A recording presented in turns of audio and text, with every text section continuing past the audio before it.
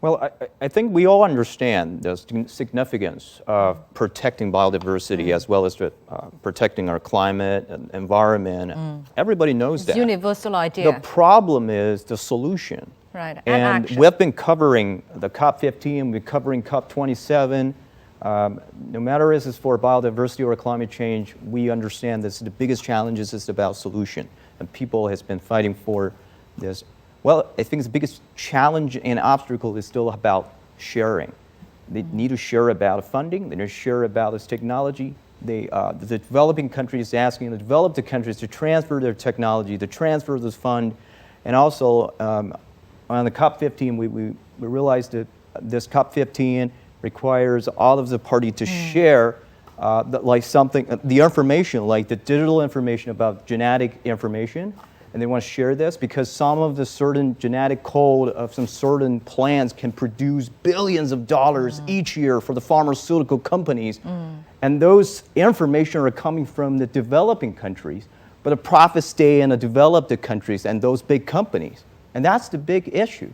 So Mr. Liu Baocheng, I want to hear about your takes on that. Yes, I think the awareness is already there. From the upper class to the bottom line, but skills are not really there to match what is really required for the ecological protection. So therefore, to build the right type of training system, and so that a technology can be dispersed and skills can be enhanced to address the local and also critical issues that are there to challenge the environment is something that is highly realistic and also cost effective.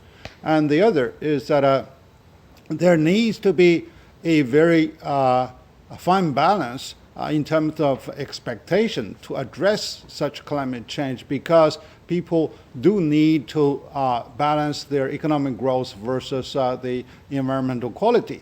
You can't, ask people to starve for months before they can really, have a good environment. So therefore, so that's something that needs to be a more rule-based and consensus-based, operational program. So the common but differentiated responsibility needs to be further delivered in terms of the shared responsibility versus the climate change.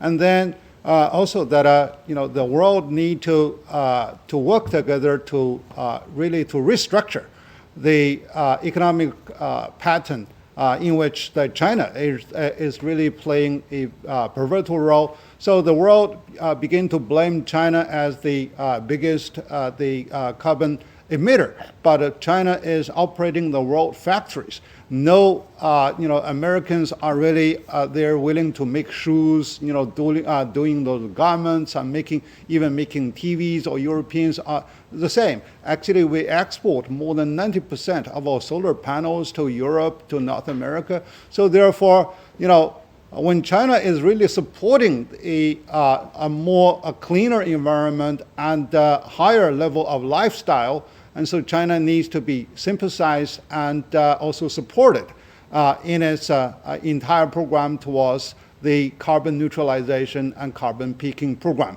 instead of finger pointing on China. Companies needs to really to enhance the corporate social responsibility program so that they are not there to forsake the ecological benefit in order to achieve more of the stockholders' individual interest. And on the other hand, we also need another CSR, which is the social citizenship responsibility, in which that everyone will be there to be respected and also pay the right responsibility in terms of consumerism and also in terms of their the care about the earth in individual life and also in their communal life.